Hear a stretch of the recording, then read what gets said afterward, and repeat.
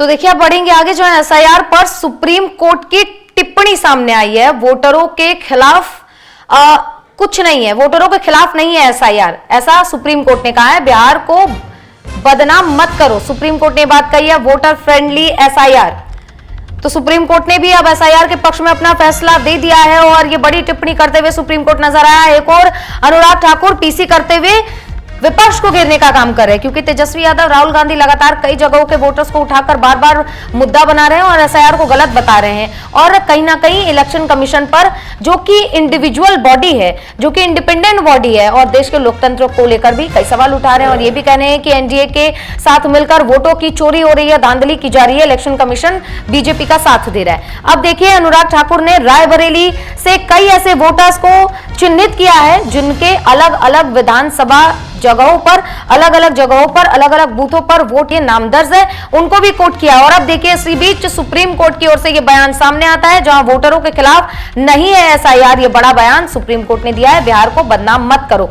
तो supreme court ने विपक्ष को एक तरीके से फटकार लगाई है और कहा है कि सुप्रीम कोर्ट ने एक बार फिर से विपक्ष को फटकार लगाई है और यह साफ कर दिया है कि एसआईआर वोटरों के खिलाफ नहीं है, तो बिहार को बदनाम करना बंद कर दीजिए। बिहार को बदनाम करने का ये जो प्रयास विपक्ष कर रहे हैं, इस पर सुप्रीम कोर्ट ने अब फटकार लगाई है।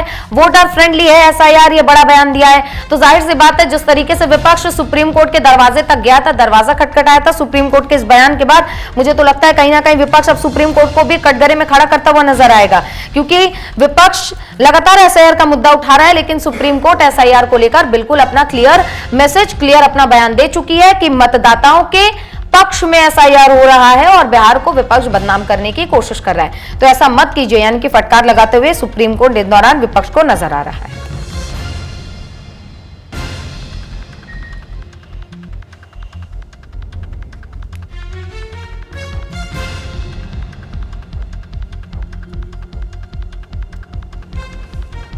तो एक और अनुराग ठाकुर की पीसी हमने सुनी, जहां पर अनुराग ठाकुर ने रायबरेली से अलग अलग वोटरों के नाम चिन्हित किए। उन्होंने बताया कि किस तरीके से अलग अलग जगहों पर ऐसे ही वोटर्स के नाम दर्ज हैं। जाहिर सी बात है, देश में 148 करोड़ की अब आबादी हो गई है, जिसमें से 96 करोड़ से ज्यादा लोग वोटर लिस्ट में शामिल हैं। और इतने बड़े लिस्ट में कहीं ना कहीं खामियां, कहीं ना कहीं चीजें निकलकर ऐसी सामने आती हैं, जिनको दुरुस्त करने का काम अब एसआईआर प्रक्रिया के जरिए किया जा रहा है। आमतौर पर ये चीजें देखने को मिलती है, लेकिन विपक्ष इस चीज को निशाना बनाते हुए नजर आया और अब सुप्रीम कोर्ट ने विपक्ष को जबरदस्त फटकार लगाई। तो हमारी सहयोगी आंचल हमारे साथ जुड़ गई है तमाम जानकारियों के साथ। आंचल, सुप्रीम कोर्ट ने फटकार लगा दी है विपक्ष को। एक और अनुराग ठाकुर ने भी रायबरेली से कई ऐसे वोटर्स को चिन्हित किया, जिस तरीके से राहुल गांधी चिन्हित करते हुए नजर आए थे। क्या कुछ निकलकर सामने आ रहा है?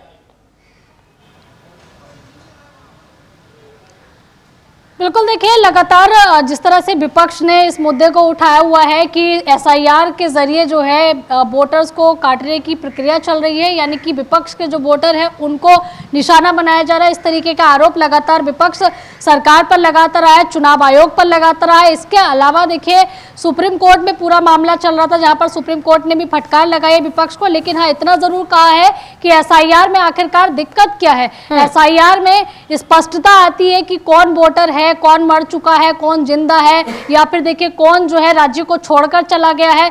किसी के वोट दो जगह तो नहीं है। आखिरकार एसआईआर में इतनी दिक्कत क्यों आ रही है कि इतना बिलबिलाना पड़ रहा है? तो इस तरीके की तीखी प्रतिक्रिया जो है वो भी यहाँ पर नजर आई है। इसके साथ ही देखिए, ये भी कहा गया है एसआईआर को लेकर सुप्रीम कोर्ट की तरफ से कि एसआईआर हो, लेकिन चुनाव से ठीक पहले क्यों? तो इस तरीके की चीजें भी निकल कर आई है। हालांकि इतना जरूर है कि एसआईआर कराने को लेकर यहाँ पर सुप्रीम कोर्ट ने कोई मनाही नहीं की है। एसआईआर जो है वो होगा, लेकिन उन्होंने ये कहा है कि आखिरकार चुनाव से पहले ही क्यों हो रहा है, इस बात को लेकर उन्होंने जरूर यहाँ पर अपनी बात रखी है। वहीं दूसरी तरफ अगर हम अनुराग ठाकुर की बात करें, तो वो भी देखिए रायबरेली की कई चीजें जो है वो कई ऐसे सबूत हैं जो कि अपने सामने लेकर बैठे हैं। वहीं उन्होंने ये भी कहा है कि आखिरकार शपथ पत्र देने में या फिर एफिडेविट देने में आखिरकार दिक्कत क्या हो रही है राहुल गांधी को। वहीं दूसरी तरफ हम अन्य दलों की बात करें तो वो भी अपने डॉक्यूमेंट लेकर बैठे हुए हैं। समाजवादी पार्टी भी इस मुद्दे को उठा रही है, वो कह रही कि 3 साल पहले जब हमने उत्तर प्रदेश के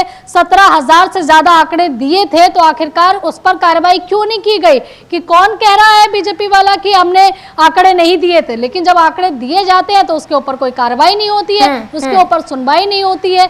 तो यानी कि पूरी तरीके से देखिए यह मामला आरोप प्रत्यारोप का ही सीधे तौर पर नजर आ रहा है। हालांकि देखिए एसआईआर जो है वो अभी बिहार में चल रहा था, इसके बाद देखिए बंगाल के को लेकर भी ये सूचना है कि बंगाल में भी होगा, जिसको लेकर आज शाम 5 बजे बंगाल के कुछ लोगों को चुनाव आयोग ने अपने पास।